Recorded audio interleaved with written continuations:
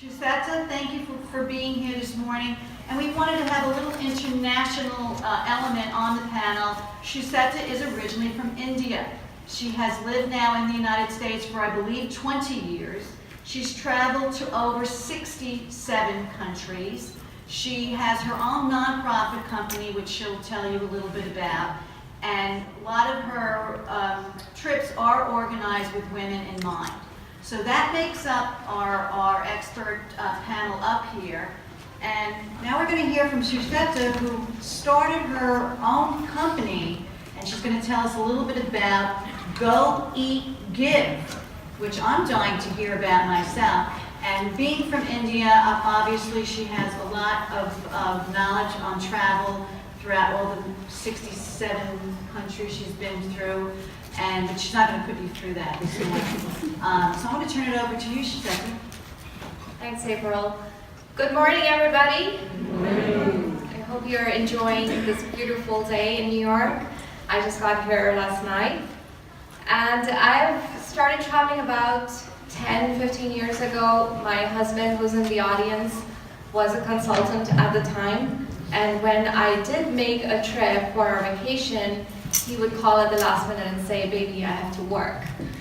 So that was my main reason to start traveling solo. And even now, research shows that over 24% people are traveling by themselves, even if they're married, even if they have a boyfriend or a spouse or a family, but they actually prefer to take some trips by themselves to do something that they like to do and not just always be looking after their children and their families and taking care of their affairs. So I started Go Eat Give as a nonprofit organization because there were a lot of other women like me, and even men, who wanted to travel, but they didn't really know where to start in terms of organizing their trip, where they can actually have a unique experience, not just stay in the hotel and go out to a restaurant from the tour guide and get on the tour bus and do a hop on, hop off, but they actually want to have a local experience. And unless you know people in those countries, it's very difficult to find that. And if you're traveling by yourself, it's very difficult to even organize every part of your day, which train you're going to get on, which restaurant you're going to go to. So with Go Eat Give, we do all the planning for you. And I was doing my own planning. My first trip was a volunteer vacation to Morocco, which April mentioned is a great destination. So that's the first place I wanted to go by myself too. And I just put it on Facebook. I'm going by myself to Morocco for 3 weeks. I'm going to be doing volunteer work there. But if there are other women like me who want to go along, please join me. And there were 5 other women who signed up who I did not know. They were friends of friends or just found out about it. And we all traveled together. And we are friends still today. It's been over 10 years. So in that case, we met up with other people who were just like us, who came from all over the world, and they wanted to travel alone, but they also wanted to do something that involves giving back. And then on the weekends, we would plan some excursions, go to the Sahara, camp overnight under the stars, or go to Casablanca for a day. So those kind of activities just came about because we had this pool of knowledge and people who wanted to do things together. So my first travel tip is don't feel that you're alone when you're traveling. And solo travel doesn't really have to mean that you're by yourself all the time.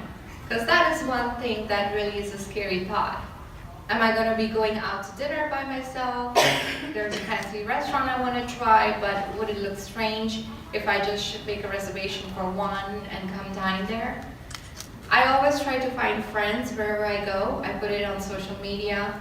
I look on couchsurfing. You don't necessarily have to stay with people. On couchsurfing, you can also meet them for coffee. If you find someone who has a common interest, maybe they work in your field, maybe they live in a region that you want to explore more. And I would meet up with people for a lunch or a coffee, and they will show me around their own backyard. I also use some other websites like Servas and Airbnb, where I'm staying with people and they become my local guardians. So of course this is all no money is exchanged for these services, but you become friends and they feel like they're responsible for you if you are visiting their city. And they'll tell you, like I was in Naples and I heard Naples is not a safe place for women to be walking by themselves, but my host said, well, if you avoid these streets at these times of the day, then you should be fine. Or go to this restaurant and I can call ahead because I know the owner and they'll have your meal ready and they'll give you a table that you would like. So having those insider contacts, even though you didn't know these people, but they really feel that they want to help you, they want to make sure that you have a great time when you're there. That brings me to my second travel tip is how important is how you dress and look when you're traveling to some of these countries. And something that I actually am able to observe because I lived in India half my life and then I've been in the United States for the other half. And when I take people with me to go on a trip to India or somewhere in the Middle East or one of these countries where there's a little conservative way of dressing, it is very apparent in my face because I didn't even think about those things before. Till I had one lady on my trip in India, in northern India, which is a little more conservative than Mumbai in southern India. And she put on her running shorts and went for a jog outside. And before she came back, returned from her 45-minute jog, there were people gathered around me to tell me that, who is that lady who's running in her bikini outside on the streets? And I'm like, first of all, it's not bikini, it's running shorts. But, you know, that's just the mentality of people that a single woman cannot be seen in inappropriate clothing, which for us here is appropriate, but not culturally there. So when I travel by myself, I do a lot of research on what is the local attire, what are the acceptable ways of dressing, and I go very conservative. So I would not dress the same way I do in Italy versus in, say, Dubai or in Oman, in Jordan. So I always have a different set of clothing for different places.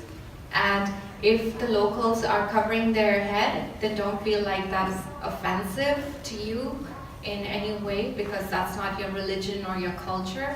But blending in means you're going to be safe and you're going to attract less attention to yourself.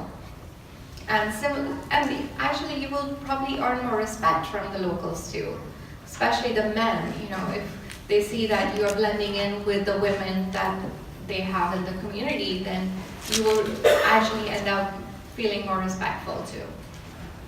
So dress appropriately.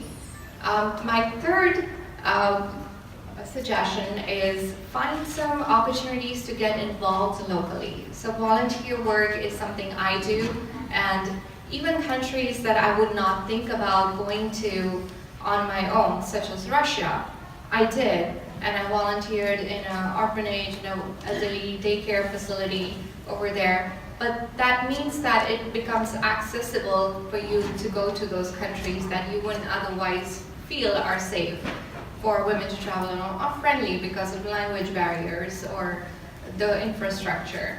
But when you're doing volunteer work, you are becoming friends with other staff members. The teachers at the school are going to come and tell you, here are the places we go hang out in the evening. Here's a good place to go shop at where you're not going to get ripped off. And come join us for a lunch with the other staff members. So you automatically get your local tour guides, and they also act as your translators. When I was staying in Russia, in a city called Yaroslav, which was 4 hours away from Moscow, there was not a single person I know who spoke English. So imagine how helpless you would be if you were just traveling through that city by yourself. But having that staff with me meant that I could go order food at a restaurant, I could go shopping, I could take the bus, because these people are always there to help me and guide me. Well, other than that, I also have been to Cuba a few times, so I know you mentioned Cuba, and I wanted to comment on that. when last year I actually took a group of 10 women. One of them wanted to celebrate their 50th birthday. So she said, wow, Cuba would be a great opportunity to do that. And it is an amazing destination for both men and women. If you like music, if you like food, local experiences, it's not so much for the beaches, but it's mostly for culture. And my comment on that is go now than later, because I've been going to Cuba for 4 or 5 years, and every year things change very rapidly. And what it used to look like 4 or 5 years ago, it doesn't anymore already. So if you have a chance to go, definitely think about it now. The other destination that I really like to go is Bali, Indonesia. Everybody's seen April Merenda, so that's the #1 destination for women. But I do get a lot of mixed reactions. Some people come back from Bali and say, well, I didn't really care for it. And others say, well, that was the most magical trip I ever had. So again, where you go on the island is important. You can go for yoga retreats there. You can stay in all-inclusive resorts on the beaches. You can be in the mountains. You can do a meditative trip. You can go to all the temples. What I suggest is stay away from the resorts. There are lots of 5-star Bulgarian resorts and things like that. But go more in the community. And you will find in the hills, people are genuinely very nice. And there are so many places you can practice yoga. You can take a bike and just go biking around the mountains, go hiking. And you will find other women like you who are there, who are just come to spend time with themselves or explore nature or just spiritual path, and it's a wonderful destination I see for women as well. So similar to Cheryl, I had a different career path before. I was in investment banking, and whatever money I did earn, I spent it all on travel. But now I don't have a job, but I do travel a lot. So in 2016, I went to 14 countries and 3 states, and my organization is all about travel. I also work as a food and travel writer, so whenever I am traveling, I am kind of working. So it's all tied into my passion, and there's never a moment where I feel like this is for work and this is for pleasure. It's all melded in together. So that's why there is never a dull moment, and it never feels like you have to do a balance. It's always fun. Where do you find places that you can volunteer, and are they short-term type things, so that you can do it for like a month? There are all kinds of volunteer opportunities. So the trips that I conduct are generally 1 to 2 weeks long, but there are organizations in practically everywhere in the world, including the first world countries. I've done volunteer programs in Spain and Germany and Italy, where you can stay for a month and you can take care of, say, a hotel or a B&B, and in exchange they will give you free boarding and food and things like that. Or you can go to Africa and take care of animals, be a mommy to an orphaned elephant and stay with him for 3 months till he's released back into the wild. So all of those exist. You just need to go online. There are lots of websites that do that. They have a listing of all the different countries. You can select by how many weeks you want to go for, what is your price range, affordability. Now, do know that some of the shorter ones are more of cultural and tourism-oriented volunteer trips, because they want you to have more of a tourism experience. So they tend to charge a little bit more. They would put you up in a nice hotel or a guest house, and you will have to pay for those costs. But some of the longer term projects, you may be staying with a host family or maybe in a camp or something like that, so they tend to be a little cheaper. Now, it all depends on how long you want to go for and how much you want to pay.